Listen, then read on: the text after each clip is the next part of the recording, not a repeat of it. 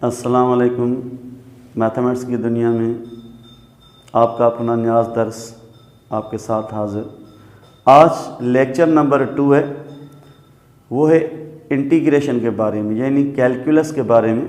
तो कैलकुलस में अपने पास डेरिवेटिव पे लेक्चर अलग होगा, लिमिट पे अलग होगा, फंक्शन पे अलग होगा। अभी हमारा टॉपिक जो है वो इंटीग्रेशन है। यस, जब भी आप देखो लेक्चर नंबर 2, आज है पार्ट नंबर 1 अबाउट इंटीग्रेशन। तो इस इंटीग्रेशन में फर्स्ट ऑफ ऑल ये जो कैलकुलस है a huge branch of mathematics है, जो इंजीनियरिंग में बड़ी काम वाली चीज़ है। यानी calculus is the backbone of engineering, रीढ़ की हड्डी है। यानी without calculus engineering is nothing. तो उस इंजीनियरिंग कैलकुलस में एक होता है एनालिसिस। यस, ये होता है फंक्शन के बारे में और लिमिट्स के बारे में। हम इंशाल्लाह लेक्चर में सीखेंगे आगे अलग लेक्चर में कि ये एनालिसिस एक तजिज़िया करना, छानबीन करना फंक्शन, उसके टाइप्स, उनकी क्लासिफिकेशंस और उसकी अप्रोच क्या है, उसकी लिमिट क्या है, उसके बारे में ये एनालिसिस है। फिर इस कैलकुलस में एक और अपना लेक्चर अलग होगा, उसका नाम है डिफरेंशियल कैलकुलस। इस डिफरेंशियल कैलकुलस में जो हम पढ़ेंगे उसका एक लेक्चर अलग है, वो है डेरिवेटिव के बारे में। डेरिवेटिव क्या है, डेरिवेटिव के रूल्स, डेरिवेटिव की application, how can we use in our daily life. और एक है इंटीग्रल कैलकुलस। तो ये इंटीग्रल जो कैलकुलस है ये अपना आज का टॉपिक है कि ये जो इंटीग्रल कैलकुलस वो है क्या। First of all this is anti process of derivative और डिफरेंशिएशन।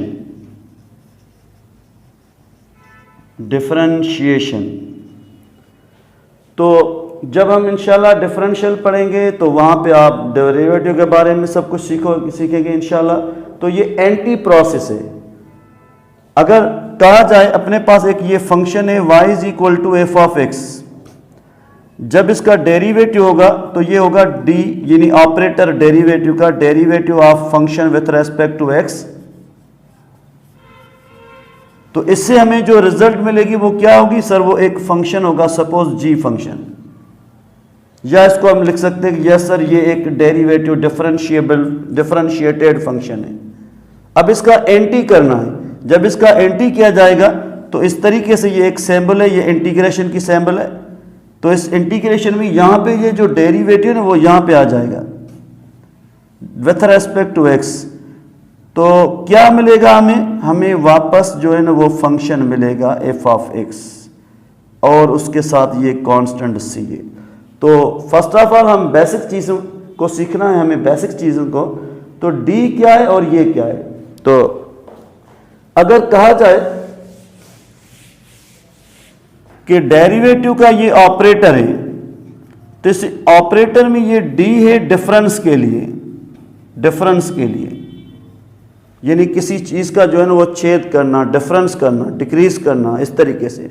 यानी उसकी वैल्यू जो है ना वो आस्ता आस्ता डिफरेंशिएट होगी, रेट ऑफ चेंज होगा। लेकिन ये जो अपने पास इंटीग्रेशन की निशानी है ये असल सम है। सम का फर्स्ट लेटर ए से, इसलिए ये ए से यानी सम है, और ये डिफरेंस का फर्स्ट लेटर डी है। लेकिन ये ऑपरेटर है, यानी ये जो फंक्शन काम करेगा डेरिवेटिव में वो किस के विथ रेस्पेक्ट काम करेगा, किसके बिहेव पे। तो ये है derivative with respect to X. X is a domain और इंडिपेंडेंट वेरिएबल।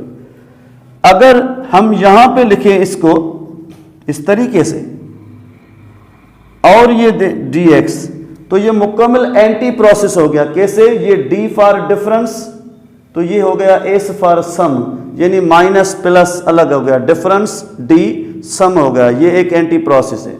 यस, यहां पे जो फंक्शन का डेरिवेटिव निकालना है तो ये विथ रेस्पेक्ट हो गया लेकिन यहाँ पे ये मल्टीप्लाई हो गया, यानी ये भी एक क्या है, एंटी प्रोसेस है। प्लस माइनस हो गया, माइनस प्लस हो गया, डिवाइड मल्टीप्लाई हो गया, मल्टीप्लाई डिवाइड हो गया। तो इससे जो हमें एक रिजल्ट मिलेगी, ये रिजल्ट है suppose F of X plus C. तो स्टूडेंट्स ये इंटीग्रेशन की निशानी है, यानी इसको हम कहते हैं इंटीग्रल। ये उसका ऑपरेटर है, यानी विथ रेस्पेक्ट टू, और इनके दरमियान ये जो कुछ भी होगा, इंपॉर्टेंट पॉइंट है ये, यानी ये डेरिवेटिव है, यानी ये डिफरेंशिएटेड फंक्शन है, ये डिफरेंशिएटेड फंक्शन है। ये जो फंक्शन है ये इंटीग्रेशन की निशानी और ऑपरेटर के दरमियान पड़ा है, ये एक डेरिवेटिव है। ये डेरिवेटिव कह रहा है कि हमें जो है वो इंटीग्रेट किया जाए, तो हमें इससे जो रिजल्ट मिलेगी वो ये होगी। This is called integrated function, यानी इंटीग्रेटेड फंक्शन, ये है इंटीग्रेटेड फंक्शन। तो ये जो यहां पे पड़ा है ये डेरिवेटिव तो है वैसे कन्फर्म, लेकिन ये क्या कह रहा है, ये कह रहा है कि मुझे इंटीग्रेशन चाहिए, तो ये इंटीग्रेबल फंक्शन है। यानी इंटीग्रेबल फंक्शन का मकसद कि अब ये फंक्शन डेरिवेटिव से बाहर निकलना चाहता है, कहता है मुझे इंटीग्रेबल करो। जब इसको इंटीग्रेबल किया जाएगा तो फाइनली वो क्या होगा, सर इंटीग्रेबल हो गया, तो इसका मकसद ये इंटीग्रेटेड फंक्शन है। तो ये जो इंटीग्रेटेड फंक्शन है जब भी होगा तो ये एक इंपॉर्टेंट पॉइंट है, यहां पे एक सी लगाया जाएगा। ये सी जो है ना, इसका मकसद है कि कांस्टेंट ऑफ इंटीग्रेशन, ये एक नेसेसरी होता है, क्योंकि एंटी प्रोसेस को सीखने के लिए ये सी देना जरूरी है। कांस्टेंट ऑफ इंटीग्रेशन, या इसका नाम क्या है, इसका नाम है आर्बिट्रेरी कांस्टेंट, आर्बिट्रेरी कांस्टेंट है। ठीक, ये इंटीग्रेशन में कब होगा, जब यहां पे लिमिट नहीं है। जब लिमिट नहीं है तो इस इंटीग्रेशन का नाम क्या है, इसका नाम है इनडेफिनेट इंटीग्रेशन। उस पर हम इंशाल्लाह डिस्कस करेंगे। तो फर्स्ट ऑफ ऑल अगर मैं आपसे क्वेश्चन करूं एक कि डेरिवेटिव हमें चाहिए कांस्टेंट फंक्शन का, तो rate of change in constant function कभी होगा नहीं, यानी स्मॉल चेंज है, कांस्टेंट की होगी नहीं, कांस्टेंट कांस्टेंट रहेगा, तो इसका डेरिवेटिव जीरो है।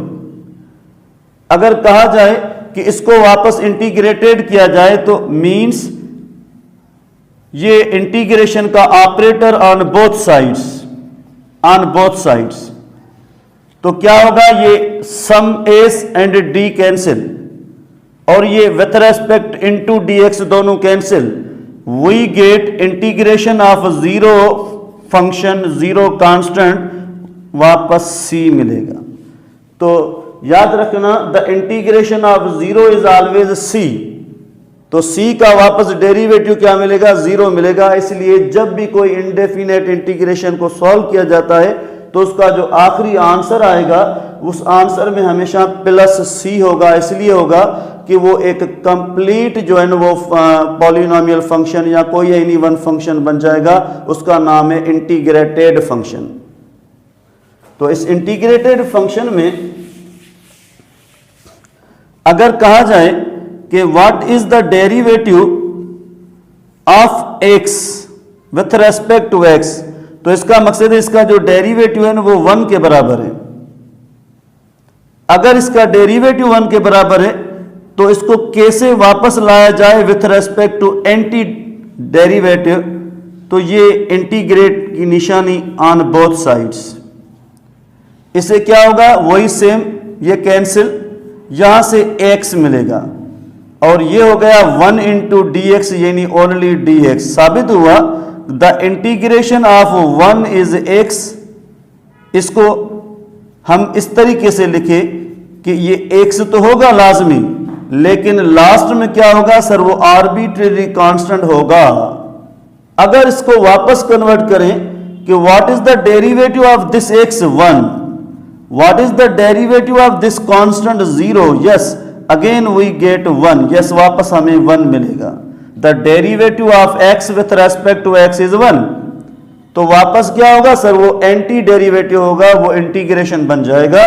तो याद रखना कि ये क्लियर है। आगे अगर कहा जाए अपने पास एक फंक्शन है जिस फंक्शन में ये लिखा हुआ है c और उसके साथ ये dx है।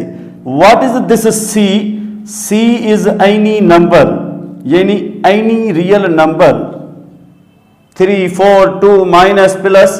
तो इसको हल करने का तरीका क्या है, ये c इज अ कोफिशिएंट बाहर जाएगा, हमें इंटीग्रेशन किसकी चाहिए, वही सेम 1 की चाहिए। तो क्या होगा, ये cx आखिर में ये होगा आर्बिट्रेरी कांस्टेंट ऑफ इंटीग्रेशन। तो ये इंटीग्रेशन में कुछ स्मॉल बेसिक पॉइंट्स हैं।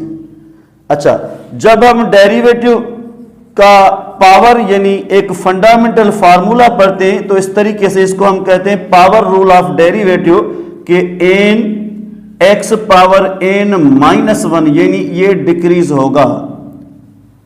लेकिन अगर कहा जाए कि what is the integration of x power n with respect to x, तो ये x power n plus 1 divided by, क्योंकि यहां मल्टीप्लाई हो रहा है, यहां डिवाइड होगा n प्लस 1 प्लस c, यहां पे n माइनस 1 हो रहा है, यहां पे n प्लस 1 हो रहा है, यानी मुकम्मल एंटी डेरिवेटिव हो रहा है।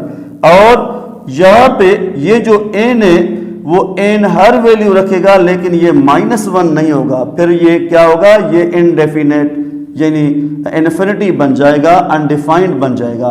ठीक है, तो ये क्या है, this is the fundamental rule of integration, fundamental rule of integration, या इसका एक और नाम भी है। अगर कहा जाए this is the power rule of integration, फिर भी सही है। तो फर्स्ट स्टार्टिंग में पावर रूल है इंटीग्रेशन को हल करने का। अगर x के ऊपर n है, x के ऊपर 3 है, 5 है, 7 है, तो क्या होगा, उसका पावर एक नंबर इंक्रीज होगा, और जब डेरिवेटिव है तो उसका पावर एक नंबर डिक्रीज होगा। ये हम बेसिक यानी बिगिनिंग की, आज फर्स्ट डे है इंटीग्रेशन के लेक्चर का। उम्मीद है कि इंशाल्लाह आप जो है ना वो इससे बड़ा फ़ायदा हासिल करोगे। Hope you understand.